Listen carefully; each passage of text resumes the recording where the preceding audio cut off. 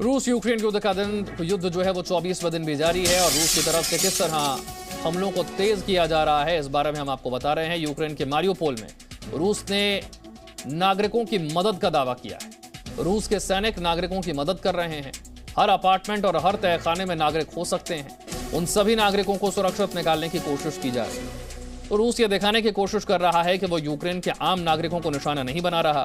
उसका मकसद आम नागरिकों को मारना नहीं है और इसीलिए अब ये रूस कह रहा है कि मेलिटोपोल शहर में वो मारियोपोल में लोगों की मदद कर रहा है। यूक्रेन के मारियोपोल में जबरदस्त हमले हो रहे हैं, लेकिन इस बीच रूस कह रहा है कि वो आम नागरिकों की जान बचाने में उनकी मदद कर रहा है। और अब आपको प्रधानमंत्री मोदी और रूस के राष्ट्रपति व्लादिमीर पुतिन की दोस्ती का रंग दिखाते हैं। वॉर के दौरान भी दोनों की दोस्ती में आंच नहीं आई है। इस रिपोर्ट में आपको दिखाते हैं रूस और यूक्रेन के बीच वॉर में 5 ऐसे अहम कदम क्या रहे जिसे देखकर आप भी कहेंगे कि भारत और रूस की दोस्ती का रंग जमा हुआ है।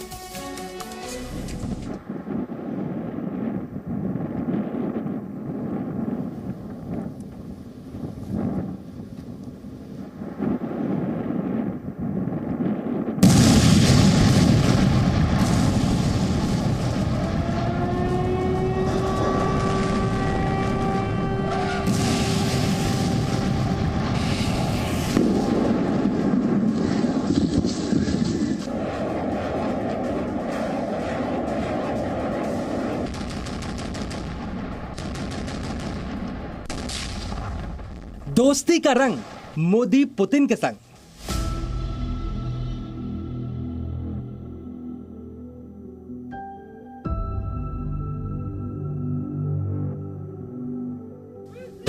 रूस के राष्ट्रपति व्लादिमीर पुतिन जंग लड़ रहे हैं और प्रधानमंत्री नरेंद्र मोदी जंग रोकने की कोशिश कर रहे हैं। दुनिया जानती है कि भारत और रूस की दोस्ती अटूट है। सबको मालूम है कि प्रधानमंत्री नरेंद्र मोदी और पुतिन अच्छे दोस्त हैं।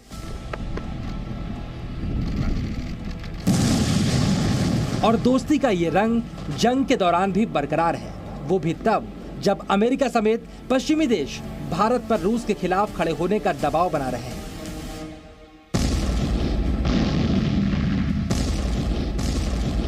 रूस और यूक्रेन वॉर के 23 दिनों में 5 ऐसे बड़े कदम रहे जो ये साबित करते हैं कि भारत रूस की दोस्ती अमेरिका के दबाव से ऊपर है। वॉर में भारत रूस की दोस्ती का पहला कदम 24 फरवरी को रूस ने यूक्रेन पर हमला किया था। टैंक, रॉकेट और मिसाइल अटैक से यूक्रेन दहल रहा था और दुनिया डरी हुई थी। तब अमेरिका की कोशिश रूस को अलग थलग करने की थी और भारत के सामने भी परीक्षा की घड़ी थी। जब संयुक्त राष्ट्र सुरक्षा परिषद में पहली बार रूस के खिलाफ नेटो देश निंदा प्रस्ताव लेकर आए और वोटिंग कराई तो भारत वोटिंग से दूर रहा। भारत पर अमेरिका और पश्चिमी देशों का दबाव था। इसके बावजूद भारत रूस के खिलाफ नहीं गया। नेटो देश भारत से बात करते रहे। भारत ने संवाद से समाधान की बात की। रूस के पड़ोस में नेटो की फौज बढ़ने लगी। ऐसे वक्त में भारत ने ब्रिटेन में होने वाले कोबरा वॉरियर अभ्यास में भाग नहीं लेकर अपना इरादा जाहिर कर दिया। जब संयुक्त राष्ट्र में रूस के खिलाफ वोटिंग हुई, भारत ने हिस्सा नहीं लिया। लेकिन यह भी सच है कि भारत ने कभी भी रूस के हमले को सही नहीं ठहराया। वॉर में भारत रूस की दोस्ती का दूसरा कदम। वॉर छिड़ने के बाद व्लादिमीर पुतिन ने खुद प्रधानमंत्री नरेंद्र मोदी को फोन किया और हमले की वजह भी बताई। जंग के पहले 12 दिनों में पीएम मोदी और पुतिन के बीच 3 बार बातचीत हुई। कुल मिलाकर यह बातचीत करीब 100 मिनट की रही। पीएम मोदी ने पुतिन को बातचीत के जरिए मामला सुलझाने की सलाह दी। वॉर के बीच रूस और यूक्रेन के प्रतिनिधि मंडल के बीच 4 दौर की बातचीत हो चुकी है और दोनों देश मान रहे हैं कि बातचीत सही दिशा में बढ़ रही है। वॉर में भारत रूस की दोस्ती का तीसरा कदम। जब भारत के हजारों छात्र यूक्रेन में फंसे थे और उन्हें वॉर जोन के बीच से सुरक्षित बाहर निकालना मुश्किल लग रहा था, तब पीएम मोदी ने पुतिन के सामने अपनी समस्या रखी और सहयोग करने को कहा, जिसके बाद यूक्रेन के कई ऐसे शहरों में कुछ घंटों के लिए सीज फायर का ऐलान किया गया जहां भारतीय और विदेशी छात्रों की संख्या अधिक थी। वॉर में भारत रूस की दोस्ती का चौथा कदम। जब अमेरिका समेत पश्चिमी देश रूस पर लगातार प्रतिबंध लगा रहे थे। तब भारत अलग थलग पड़ चुके रूस का साथ कारोबार के क्षेत्र में दे रहा था। अपने दोस्त रूस की मदद करने के लिए और देश में पेट्रोल की कीमतों के दामों को स्थिर रखने के लिए भारत ने बड़ा फैसला लिया और कच्चे तेल के लिए रूस से डील पर बातचीत काफी आगे बढ़ चुकी है। भारत रूस के साथ सस्ते क्रूड ऑयल की डील करने जा रहा है। भारत रूस से 35 लाख बैरल कच्चा तेल खरीदेगा। इससे पेट्रोल डीजल की कीमतों पर असर पड़ेगा। लेकिन भारत और रूस की इस डील से अमेरिका परेशान है। अमेरिका ने रूस के तेल और गैस पर प्रतिबंध लगाया और वो चाहता है दुनिया के तमाम देश ऐसा ही करें। लेकिन भारत के लिए अपने संबंध और अपने देश का हित पहले आता है। मुश्किल तो नहीं होगा, लेकिन यह है कि रूस के लिए मुश्किल होगा, क्योंकि कई जगह सैंक्शन की वजह से वो प्रतिबंध लगाए जा सकते हैं। अभी बात यह हो रही है कि रूस के व्लादिवोस्टोक से ईस्टर्न पार्ट में साइबेरिया में व्लादिवोस्टोक से लेकर के चेन्नई तक का एक ट्रांसपोर्ट कॉरिडोर की बात हो रही थी।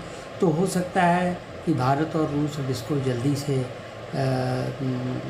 कार्यान्वित करें, ताकि उस रास्ते से चाइना सी से होते हुए और स्ट्रेट ऑफ मलाक्का से होते हुए हमारे पास विशाखापट्टनम या चेन्नई तक आराम से तेल पहुंच सकता है। ये बात अमेरिका को भी मालूम है कि भारत और रूस के रिश्ते काफी मजबूत हैं। इससे पहले भी रूस से S-400 खरीदने के लिए भारत ने अमेरिका के दबाव को नजरअंदाज किया था और इस बार भी भले ही अमेरिका के अंदर से कुछ आवाजें इस डील के खिलाफ उठ रही हों, लेकिन फिर भी इस डील को अमेरिका की तरफ से ग्रीन सिग्नल दे दिया गया है। व्हाइट हाउस की प्रेस सेक्रेटरी जेन साकी ने इससे जुड़े सवाल के जवाब में कहा, मुझे नहीं लगता कि रूस से भारत की ऑयल डील अमेरिकी प्रतिबंधों का उल्लंघन होगी, लेकिन ये भी सोचें कि आप कहां खड़े होना चाहते हैं। ऐसे समय जब दुनिया का इतिहास लिखा जा रहा है तो रूस के लिए समर्थन एक आक्रमण के लिए समर्थन है। ये रुख स्पष्ट रूप से विनाशकारी प्रभाव डाल रहा है। यानी अमेरिका रूस के साथ भारत की इस डील के समर्थन में नहीं है, क्योंकि ऐसे समझौते रूस पर लगे प्रतिबंधों को काफी हद तक बेअसर भी कर सकते हैं। लेकिन फिलहाल अमेरिका भारत रूस की डील में सीधे अड़ंगा भी नहीं डालेगा। चलिए अब आप समझिए रूस की तरफ से यह पेशकश क्यों की गई। यूरोप और अमेरिका के प्रतिबंधों की वजह से सोवियत विघटन के बाद सबसे बड़ी आर्थिक मुश्किल से जूझ रहे रूस को भारत की तरफ कदम बढ़ाना पड़ा। पश्चिमी देशों के प्रतिबंधों से परेशान रूस के उप प्रधानमंत्री अलेक्जेंडर नोवाक ने हाल ही में पेट्रोलियम मंत्री हरदीप पुरी से बात की थी। भारत को तेल और गैस क्षेत्र में निवेश का न्योता दिया था। रूस तेल कंपनियों के बिक्री नेटवर्क का विस्तार करना चाहता है। फिलहाल भारत की तरफ से भी ये डील लगभग तय मानी जा रही है। वॉर में भारत रूस की दोस्ती का 5वां कदम 2 मार्च को यानी वॉर के पहले हफ्ते में एक वीडियो आया था। इस वीडियो में रूस ने कजाकिस्तान के बैकानूर में अपने स्पेस रॉकेट से अमेरिका, जापान और ब्रिटेन के झंडे की तस्वीरें हटा दी, लेकिन भारत के राष्ट्रीय ध्वज तिरंगा को नहीं हटाया। रशियन स्पेस एजेंसी ने अमेरिका, ब्रिटेन और जापान को चिढ़ाने वाले अंदाज में कहा था कि उसके देश का रॉकेट कई देशों के झंडों के बिना ज्यादा अच्छा दिख रहा है। Presenting B News app, available on Google Play and App Store. Download it now.